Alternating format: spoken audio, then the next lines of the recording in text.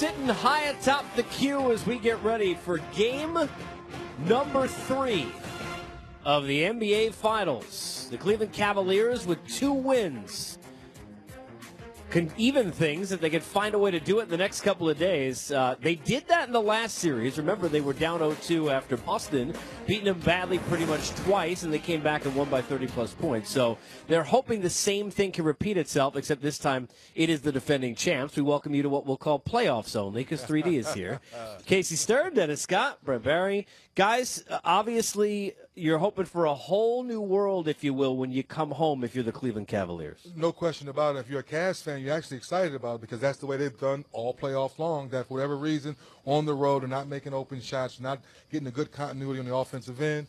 Brent, when they come home, you sleep in your own bed, you get to your home routine, and you feel better about yourself. Yeah, and I'm wondering, 3D, for the guys that, haven't been in this experience before, the Cavs players like Jordan Clarkson, Larry Nance, having those first 2 games under their belt and coming back home and knowing the type of expectations in terms of where you need to raise your game or the small things that you need to do. For them to come home, to stay alive in the series, they know what LeBron James is going to bring. But for them to settle in, to make the contributions, to give this team a fighting chance in the first home game in Game 3, they should be ready to go. LeBron was asked about this, talking about maybe not being so happy about where they're sitting, but still being confident. Take a listen. I know it feels like we're down 2-0, and I don't like the way I feel. I don't like the way, the mood that I'm in right now. Knowing whatever, there's no you're down 2-0 and you feel better than you're down 2-0 before. It's just, when you're down like this in a deficit like this versus a team like this, there's no good feeling. So, I don't feel good about it. I don't feel good how I feel right now. Not how I feel about the rest of the series. I know how clips can get broken up and somebody can clip that and be like, oh, LeBron said he doesn't feel good about this. I personally don't feel good today of the deficit that we have. Not about tomorrow. I feel great about our opportunity. During those moments between regulation and overtime in Game 1, like Chris said, it has gone viral, meaning you have been getting criticized for not trying to pick up your teammates during that time. Is that fair criticism, not being in your shoes? Me? Me being criticized? No.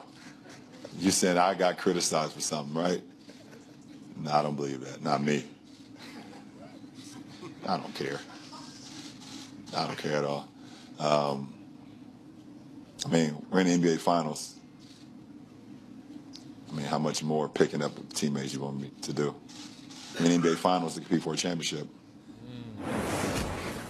Great answer there from LeBron. And let's be fair, we always want to have athletes be honest, and then when we see honest moments, we criticize them. 51 points, exhausted, just watch JR go rogue, and cameras catch him immediately. What do people expect him to look like in that moment? Well, Brent, I know you'll get this. Before Game 7, LeBron James, I've seen it with my own eyes, go to Jeff Green and say, I know people have written you off. I know people are saying, when's Jeff Green going to show up? He played huge in Game 7, along with George Hill and guys like that. So his leadership, I'm not questioning anything. Yes, was he a little emotional after the Game 1, knowing he had a timeout? He's supposed to be because he's so locked in to what he needs to do.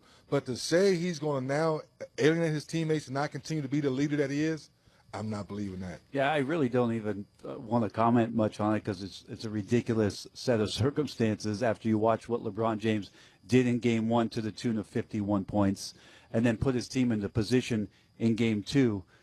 Leaders lead, and LeBron James at that time chose to just sit on the sidelines and prepare himself for 5 more minutes of basketball. You know what? Go make your statement then. They weren't able to do it, but that's when you want to go make your statement. He left it alone during the timeout, and unfortunately it's up for interpretation for everybody, but they have 5 more minutes to play. All the guys on the team knew that. They weren't able to get it done in Game 2. We talk about him scoring 51. Great performances don't always net W's. Take a look. Here's LeBron over the last 7. Well, he's averaging 35, 11, 10 plus. That's a triple-double, people, but 1 and 6 regardless. Beezy's, what else could LeBron possibly do to help his team win that he's not doing? Maybe go take shots for them. Maybe pass the ball back to himself and shoot it again, maybe. No. In all seriousness, LeBron has to continue to be LeBron. A lot of times we use the term role player. Well, LeBron's role is to continue to be super. Now, is it 45? Is it 51? I don't know what that number is, but he has to continue to come downhill or try to. He's the best in our game, Brent, of figuring out what the defense being thrown to him first quarter, second quarter, to the end of the ball game. So once again, I look for him to be in attack mode, and like he's shown us throughout this whole playoffs, the role players should make shots here at home. Yeah, and it might be something that's up Ty Lue's sleeve in terms of some of the rotation and some of the guys that play in Game 3 that we haven't seen through the first two games, where it'll be an opportunity for LeBron to tap into whatever it is that they can contribute in the game. He felt his way through Golden State in the first game, came out ultra aggressive. Usually it takes LeBron 2 or 3 games to figure out either a pattern or a strategy for him to implement his will. He didn't do that in Game 1 and they lost. In Game 2, he distributed 27 potential assists in that game. In Game 3, I think he's going to have a few different tools that will be on the floor. And we'll see if he can find a way, along with Ty Lue, to unlock what those guys could do to contribute, to try to beat, let's face it, one of the best teams we've seen in the history of the NBA in the Golden State Warriors. You talked about Bones, the potential assists off maybe that boneheaded play we saw from Game 1 from JR. We saw George Hill bounce back. JR not do much. The others, if you will, not perform on the road. And that's why when you look at these numbers, think about how high they can be in terms of the amount of assists. Could have, 50 here through the first couple of games, 3D in this series. I mean, uncontested looks, shooters like yourself, that is paradise, right? No question about it. And that's the part to your point, Casey, that we know a contested shot, the percentages come down. It's well known. But when you're wide open, there's no one rotating, and LeBron has created that space for you, you have to knock down that wide open shot. The good sign 3D is back here in Cleveland. All throughout the playoffs, we've talked about how much different Cleveland's been inside the queue. Mm-hmm. Well, in particular, Kyle Korver and Kevin Love they both have shot the ball much better here. Kyle has shot at 21 percentage points better. Kevin Love has been about 9 percentage points better. If they get some more opportunities, maybe that trend continues. It's enough in terms of the scoring to help get the Cavaliers over the hump to win a game. You know who doesn't mind being contested or miss threes? That's Steph, who made quite a few of them, 9 in game number 2, breaking a record mark, flicking them up like they're nothing. How did he do it, and what does it mean for Game 3 in this series moving forward? For game number 3, he's missed the last 6. He's been missed, despite the fact that his team is up 2-0 in the series. His teammates would like him back. The fans would as well. How about must-win scenarios for Game 3? Look at the last 3 finals. Cavs taking 2 of those. They understand what it means at home, just the same way that the Warriors know how tough it'll be on the road. That does not mean, however, that Draymond is not thinking about the possibility of a sweep.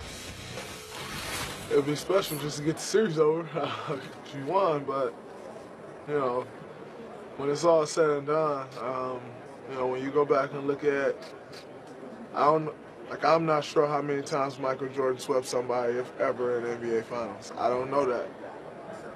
And it really don't matter. No one ever talks about how you won the NBA Finals and what games you won, what games you lost. It's just about who won at the end of the day. So that's our focus, just to take it game by game and focus on winning the series. We've been here before, and that's the biggest thing. We've been here the last 3 years for a Game 3. First year was 1-1.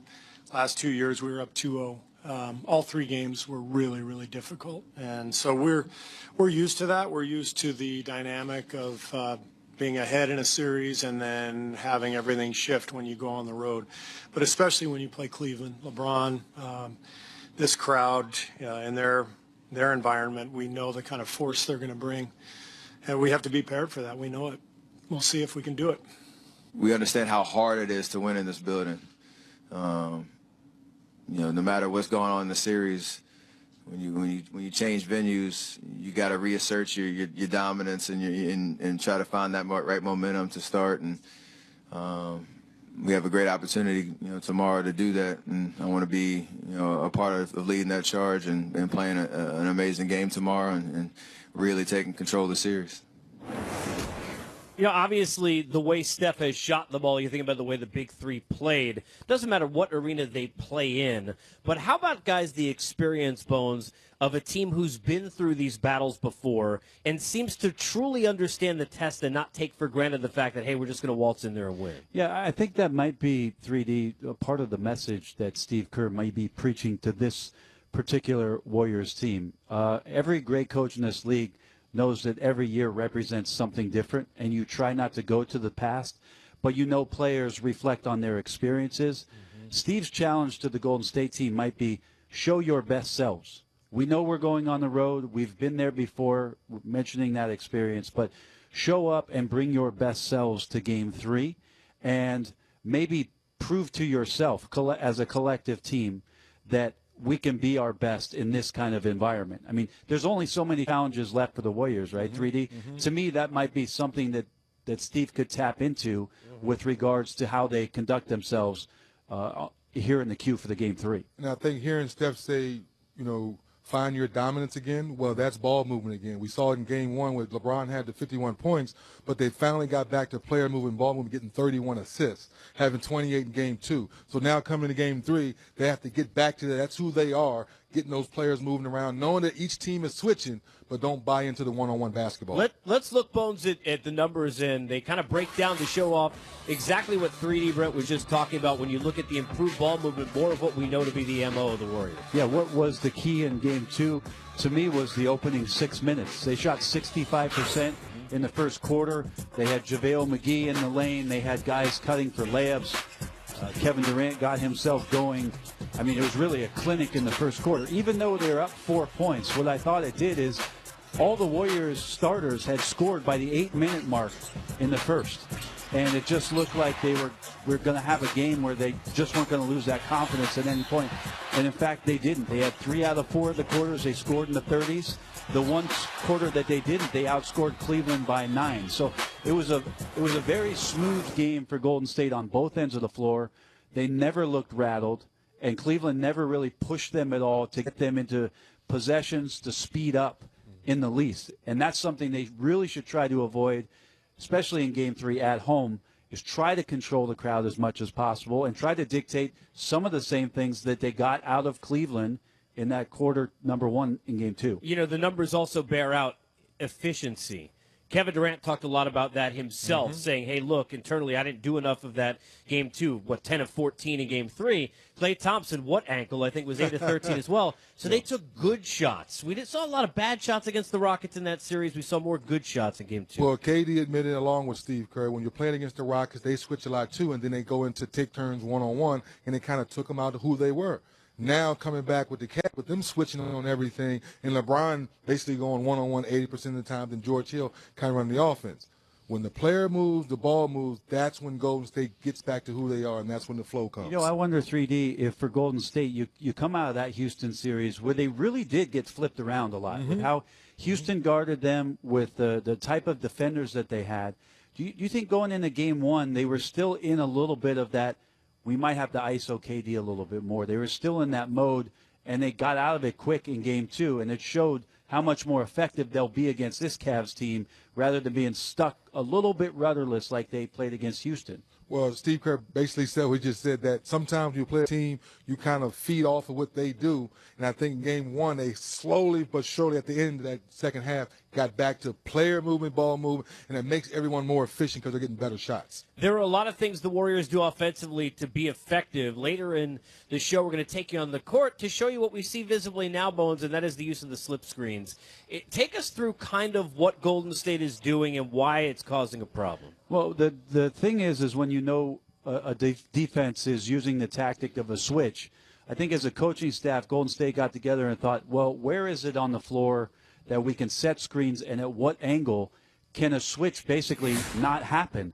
And we saw this in the early part of the first quarter. Here's JaVale McGee going, look, if there's no contact, we'll talk about this later, there's no screen. So it's not really a switch. So it allows freedom of movement for the guy who's supposed to set the screen, that if the other guy is sitting back, in this case LeBron, Sean Livingston makes the easy read. The last one is this. This is the kind of play that they went to. You watch Livingston on the right side. Again, Look at the lack of contact and so much space in there. 3D, we know that's a recipe already for disaster against Golden State. And when you're watching the case and people at home are like, what are they doing? It's like, let's call it. They're a little lazy because we understand half the league switches, but the teams that switch with a purpose of making sure you come together before you do that, then you give up less slip screens. You know, we talk about the use of film. How much tougher is it, or is it easier maybe, Bones, when you know each other so well? You know, we talk about all the things with the NBA about 4 times in a row, but what about for the two teams when you're trying to find nuances to get at each other? How difficult is that? I might even just take like a weird angle on your question and just say it might be more about Golden State knowing themselves better than it is concern about the Cavs. I mean, that's really where it is for them at this point, is to play to their identity as much as possible in a 48-minute game because everything else takes care of itself. And if we really wanted to extend this out 3D and talk about the roster in the 7 or 8 chapters of the Cavaliers season is, you know, they're trying to learn these guys. A lot of these guys have never had playoff experience, and a lot of them don't understand what playoff LeBron James is all about and what he means in the finals and what type of contributions ultimately you can make. And so the Cavs are having to learn all those things. It's been learned, and it's been hardened, and it's been bronzed, and it's been recognized by the rest of the league and what the Warriors are. I love when you nod to me. I miss you, 3D. I mean, 3D agree with some of it. One of the things I was just going to say is we used to be together on Monday nights. We have fun behind the scenes. We've shown video of Bones dancing. We had you in a Giants jersey, but none of us ever played the newlywed game like we saw a couple of the Warriors play. We've got more on Game Time coming up. Take a look at this. What?